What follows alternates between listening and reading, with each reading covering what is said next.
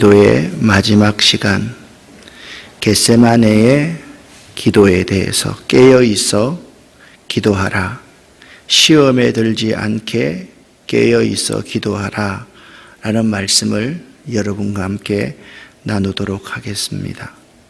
말씀을 제가 기도할 때 여러분에게 메시지를 전했는데요. 아마 교회를 설립하고 일주일 새벽 기도회를 하는데 이번처럼 호응이 적은 새벽 기도회는 처음 있는 것 같습니다. 온라인 실시간 예배를 이렇게 보면 한 40명에서 50명 정도 나중까지 한 40명 정도 드린다고 봐야 될 것 같습니다. 사실 우리들 한 사람 한 사람 생각에 정말 오미크론 때문에 일주일씩 끊어서 하는 이 새벽 예배를 드리지 못하느냐? 저는 그건 아니라고 생각을 해요. 그냥 이것이 변명거리가 된다라고 생각을 해요. 너무 매일 새벽 기도하기가 곤란하니까 1년에 일주일씩 좀 끊어서 새벽 기도회를 하는데 너무 또 자주 하니까 우리 교인들 한 사람 한 사람이 제가 매 순간순간 커피를 대접하고 매주일 우리 교인들이 좋은 일, 굳은 일 있을 때마다 떡을 주고 또 섬기고 먼저 솔선수범하니까 그건 목사로서 당연한 거지. 이렇게 생각한다면 우리가 조금 달리 한번 생각해 봐야 되겠다라는 생각이 듭니다. 여러분 중에서도 무슨 일이 있을 때 불가피한 일이면 모르겠지만 이 일주일 새벽 기도회나 특별한 집회를 할 때는 내가 계획이 있어도 그 계획을 미루거나 또 이 기간 동안 휴가를 내거나 정성스럽게 준비를 해야지 2년 넘게 코로나 상황이 우리를 변명쟁이들로 만들어 간다라는 그런 생각을 해봤습니다. 나온 여러분이 혼나는 것 같은데 항상 혼은요, 나온 사람들이 혼을 나게 되어 있습니다. 그렇지만 우리들이 정말 한번 생각해 봐야 되겠다. 격일로 근무하는 사람이라고 했을 때도 마찬가지고 정말 우리들이 오프라인에서 온라인에서 매 순간 드릴 수 있었으면 참 좋겠다. 이것이 하나님 앞에 작은 순종이다라는 생각이 들었습니다. 여러분들, 제가 설교 전에 이 말씀을 하는 것 이해해 주시기를 바라고 오늘은 설교 가운데 이 말을 빼지 말고 꼭 넣어 주시기를 제가 부탁을 드립니다. 이 새벽 하나님께서 우리에게 주시는 말씀은 마태복음 26장 40절부터 46절까지의 말씀 합독하겠습니다. 제자들에게 오사 그 자는 것을 보시고 베드로에게 말씀하시되 너희가 나와 함께 한 시간도 이렇게 깨어 있을 수 없더냐. 시험에 들지 않게 깨어 기도하라. 마음에는 원이로되 육신이 약하도다 하시고 다시 두 번째 나아가 기도하여 이르시되 내 아버지여, 만일 내가 마시지 않고는 이 잔이 내게서 지나갈 수 없거든 아버지의 원대로 되기를 원하나이다 하시고 다시 오사 보신즉 그들이 자니 이는 그들의 눈이 피곤함일러라. 또 그들을 두시고 나아가 세 번째 같은 말씀으로 기도하신 후 이에 제자들에게 오사 이르시되 이제는 자고 쉬라. 보라, 때가 가까이 왔으니 인자가 죄인의 손에 팔리느니라. 일어나라, 함께 가자. 보라, 나를 파는 자가 가까이 왔느니라. 아멘. 사랑하는 여러분, 왜 기도해야만 합니까? 기도해야 하나님의 마음을 알 수 있습니다. 기도해야 성령의 인도하시는 대로 따라갈 수가 있습니다. 기도해야 마음을 다스릴 수가 있습니다. 마음이 상그러울 때 기도하지 않고 인간적인 방법을 찾으면 내 마음이 더욱더 꼬이고 혼돈이 됨을 경험하게 됩니다. 기도해야 환난을 이기게 됩니다. 기도해야 주저앉아 있는 사람, 쓰러진 사람들이 일어설 수 있습니다. 기도하면 불안한 마음, 두려운 마음에 평안을 덧입을 수 있습니다. 기도해야 진심으로 사랑이 무엇인지 알고 사랑할 수 있습니다. 평강의 왕 메시아이신 예수께서 예루살렘에 입성하십니다. 많은 무리가 예수님을 따랐고 환영했습니다. 사람들은요, 자기 겉옷을 벗어서 예수님이 어린 나귀를 타고 예루살렘에 입성하실 때 옷을 예수님 앞에 깔았습니다. 그분의 길을 예비했습니다. 많은 사람들이 종려나무 가지를 흔들면서 그 평강의 왕이신 메시아를 환영하였고, 어린 아이들은 호산나 다윗의 자손이여 찬송하리로다. 우리 찬송을 받으시기에 합당한 다윗의 자손이여 그렇게 찬양했습니다. 이제 그들은 이렇게 믿었습니다. 아니, 사실 그들과는 달랐지만 예수 그리스도의 시대, 메시아의 시대가 도래하는 것을 모두 기뻐했습니다. 메시아의 시대는 사람들의 생각과 예수님의 생각은 전혀 달랐습니다. 사람들과는 달리 예수께서는 자신에게 점점 죽음이 다가오는 것을 아셨습니다. 예수님은 제자들과 최후의 만찬을 나누었고요. 제자들과 함께 습관을 쫓아 겟세마네 동산으로 기도하러 가셨습니다. 그 밤이 십자가를 눈앞에 둔 마지막 밤인 것을 아셨기 때문에 기도로 십자가의 죽음을 준비하기 위하여서 겟세마네에 가셨던 것입니다. 겟세마네는 예수님께서 습관을 쫓아 제자들과 함께 기도하러 자주 가시던 곳이기 때문에 이 겟세마네라는 장소는 가룟 유다도 잘 아는 장소입니다. 겟세마네는 기름 짜는 틀, 맷돌이란 뜻입니다. 예수님께서 겟세마네 그곳에서 몸부림을 치시며 밤을 지새워 가면서 온 몸과 마음을 치어 짜는 기도를 하셨습니다. 예수께서는 십자가의 죽음 앞에서 말할 수 없는 슬픔과 고민을 갖고 계셨습니다.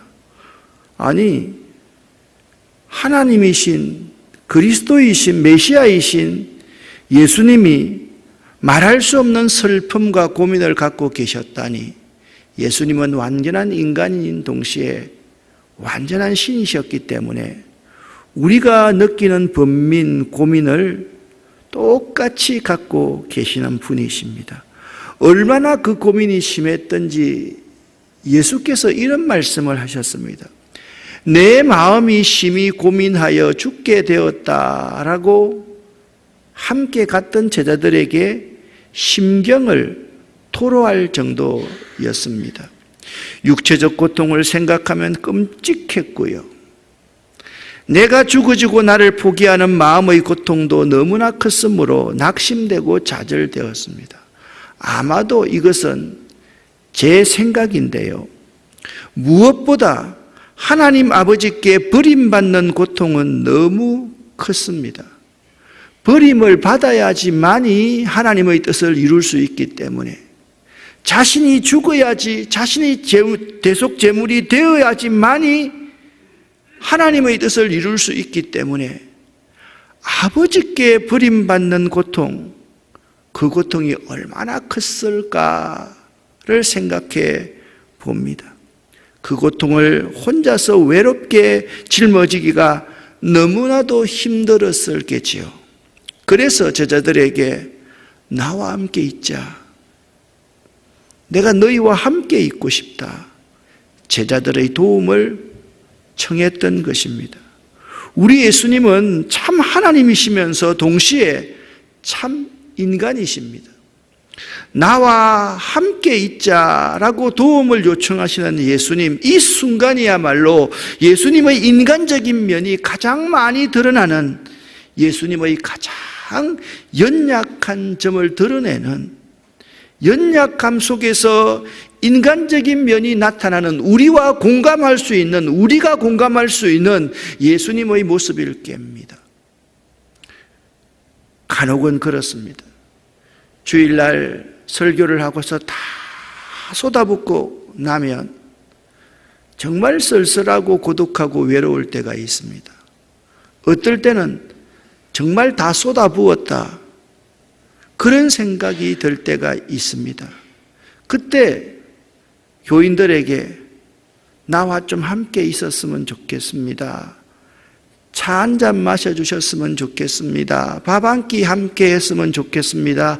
그런 생각이 들 때가 사실 저 같은 사람도 많이 있는데, 오늘이 마지막 날 밤이라고 생각했을 때 내가 너희와 함께 있고 싶다, 이 마음을 충분히 헤아릴 수가 있습니다. 이렇게 낙심되고 좌절된 상태 속에 있으면요, 시험에 들 수밖에 없습니다. 사단의 계교에 말려들어서 패배할 수밖에 없게 되는 것이죠. 그래서 예수님께서 제자들에게 시험에 들지 않게 깨어있어 기도하라. 나와 함께, 나도 시험에 들지 않게 깨어서 기도하겠다. 너희들도 너희 자신들이 시험에 빠지지 않게 깨어있어 기도하여라 라고 당부하셨던 것입니다. 우리들도 낙심과 좌절, 실망, 슬픔, 그리고 패배의식에 사로잡혀 있으면 시험에 들기 쉽습니다. 다시 한번 말씀을 드립니다. 낙심과 좌절과 실망과 슬픔, 그리고 패배의식에 사로잡혀 있으면, 열등감에 사로잡혀 있으면 사단은 밀 까부르듯이 우리를 시험합니다. 사단의 계교에 말려들기가 쉽습니다. 그럴 때 시험에 들지 않게 깨어 기도하지 않으면 안 됩니다. 그런데 우리들의 문제는 이때 기도하지 않고 인간적인 방법들을 찾는다라는 것입니다. 예수님은 이 겟세마네에서 누가복음 22장 44절 말씀을 보면 힘쓰고 애써 더욱 간절히 기도하시니 땀이 땅에 떨어지는 빗방울같이 되더라 라고 말씀하고 있습니다. 힘쓰고 애써 더욱 간절히 기도하신 예수님. 여러분 함께 한번 읽어보겠습니다. 예수께서 힘쓰고 애써 더욱 간절히 기도하시더니 땀이 땅에 떨어지는 빗방울 같이 되더라. 아멘. 사랑하는 여러분, 예수님은요, 큰 일을 앞두고 기도하셨습니다. 큰 일을 앞둔 자들은 반드시 기도해야만 합니다. 예수께서는 평상시에도 습관을 쫓아 기도에 힘쓰셨으나 특별히 구속사역을 성취하기 위해 이제 자신이 져야 될 십자가 죽음을 앞두고 기도하지 않으면 안 되었던 것입니다. 우리 가운데 평상시에도 기도하지 않고 큰 일을 앞두고도 더욱 기도하지 않는 사람이 있습니다. 돌직구 같습니다. 그런데 이렇게 하면서 시험에 이기겠다, 신앙생활 잘하겠다고 생각하는 것이 어떻게 보면 넌센스 같지 않습니까? 여기 큰 일을 앞두고 기도해라. 큰 일이란 하나님의 뜻을 나의 삶, 나의 사업, 나의 진로를 통하여 성취시키는 나가는 일을 큰 일이라 말을 합니다. 사업이 잘 되기를 바라는 마음이 간절하겠죠. 사업 안 되기를 바라는 마음이 어디 있겠습니까?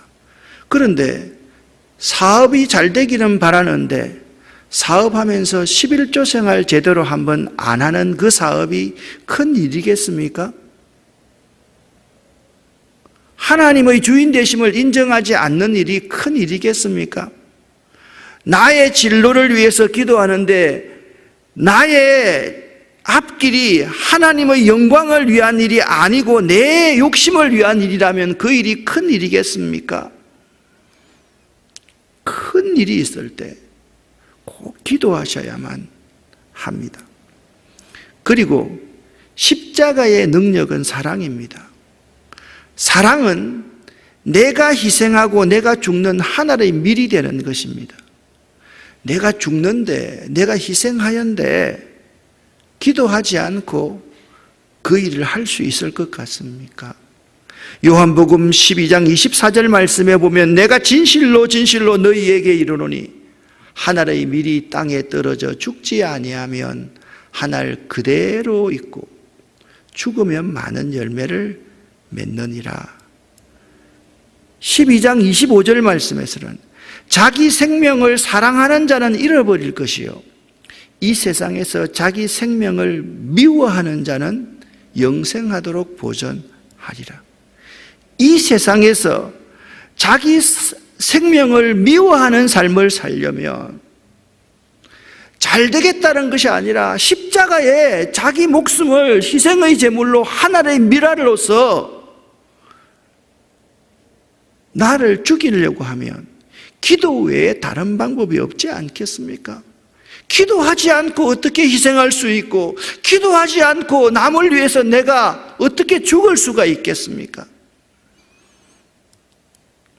The Passion of the Christ라는 영화에 나오는 몇 커트를 여러분에게 함께 보여주고 나눕니다. 예수님의 십자가 위에서의 모습이 이랬습니다. 제일 아래에 있는 예수님께서 채찍을 맞는 장면, 그 채찍에는 그 줄에 납덩이가 달려 있었다고 합니다.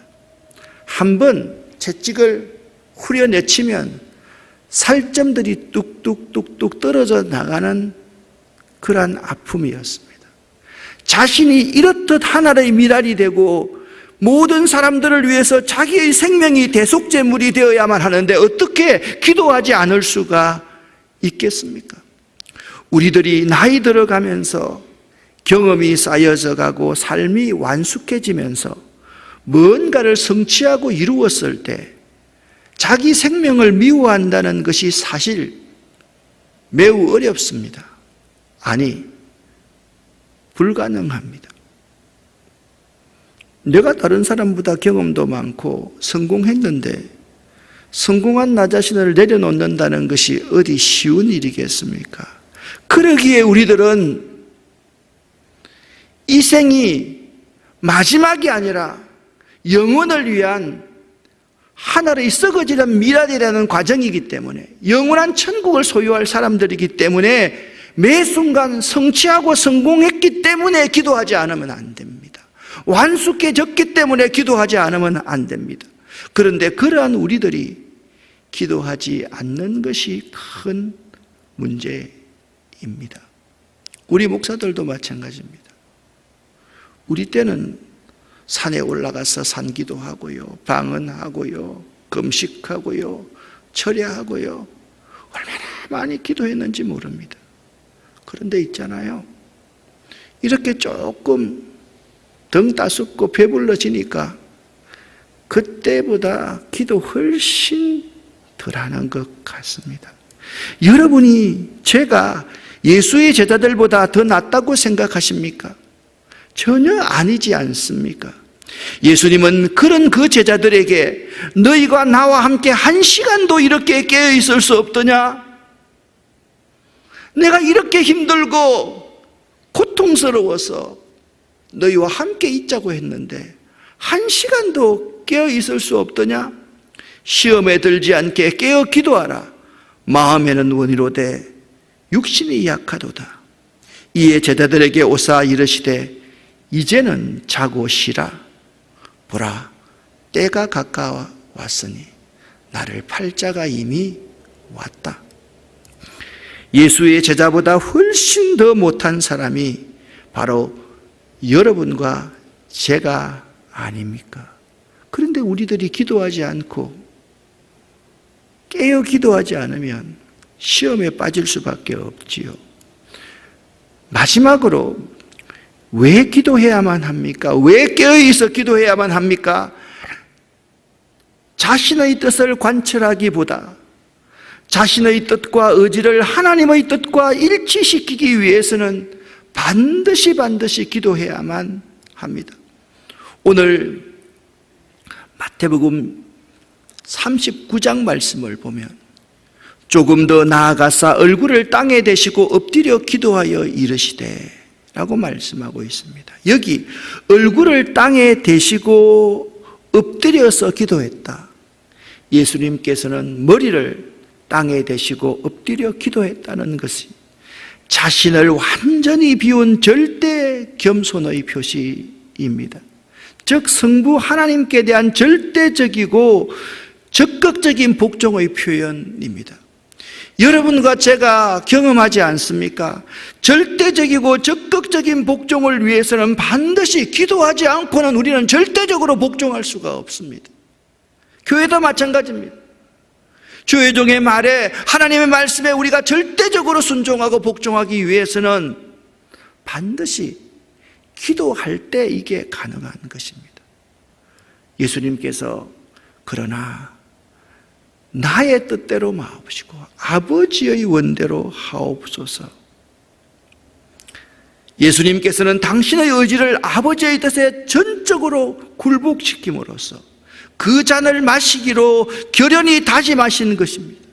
이제 예수의 기도의 주제는 이 잔을 마시게 될 터인데, 이 잔을 거부할 수가 없는데 그 고난의 잔을 마실 수 있도록 아버지께 능력을 더하여 주십사 하는 기도로 삶이 변하게 됐던 것입니다.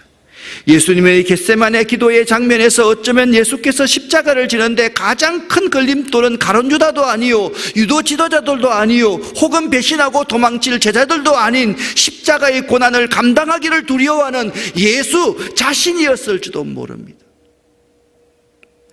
이 예수 자신이 가장 걸림돌이라는 의미는 예수님이 그렇다는 것이 아니라 저자인 마태가 속한 마태 공동체의 구성원들에게 적용해 볼 수가 있을 것입니다.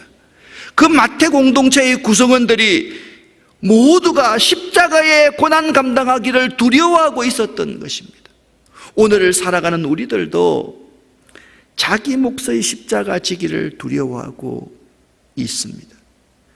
설교 강대산에서는 온통 축복만 강조하고 치유만 강조하지 은사만 강조하지 십자가 짐에 대해서는 강조하지 않고 있습니다.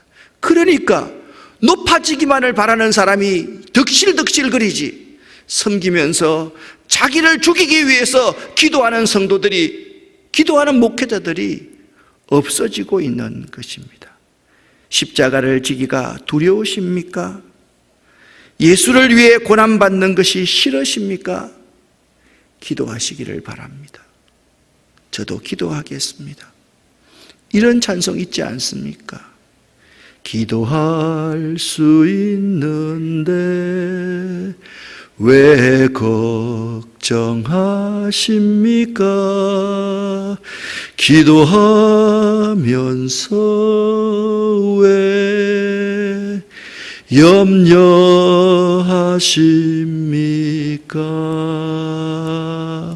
주님 앞에 무릎 꿇고 간구해 보세요. 기도할 수 있는데 왜 십자가 지는 그 걱정하십니까? 기도하면서 왜 염려하십니까? 사랑하는 아름다운 교회 성도 여러분, 기도하십시오. 시험에 들지 않게 깨어있어 기도하십시오. 여러분과 제가 할 일입니다. 여러분 반드시 큰 축복을 받고 싶으면 기도하셔야 됩니다. 내가 정말 존경받는 지도자가 존경받는 그리스도인이 되기 위해서 기도하지 않으면 안 된다. 꼭 명심할 수 있기를 예수 이름으로 간절히 축원합니다. 기도하겠습니다. 하나님 아버지여,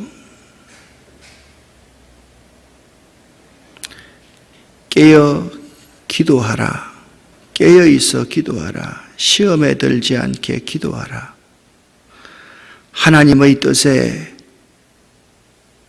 나의 의지를 복종시키기 위해서 기도하라 하셨습니다. 인간적으로 고민과 고통이 있을 때 세상 의지하지 않고 사람 의지하지 않고 하나님께 기도하라고 했는데 사람 의지하는 모습이 내 모습, 우리들의 모습이었습니다. 용서하여 주시옵소서. 혹이나 이 말씀, 이 예배를 함께 드리고 있는 우리 성도들 중에 오미크론 바이러스 때문에 기도하지 않는 사람, 이유를 찾는 사람들이 있다면 더욱더 이제부터 기도할 수 있도록 도와주시옵소서. 코로나 때문에 더욱더 신앙생활을 잘 해야만 되는데 변명자, 회피자가 되어버린 우리들이 다시 돌이키고 기도할 수 있도록 도와주시옵소서.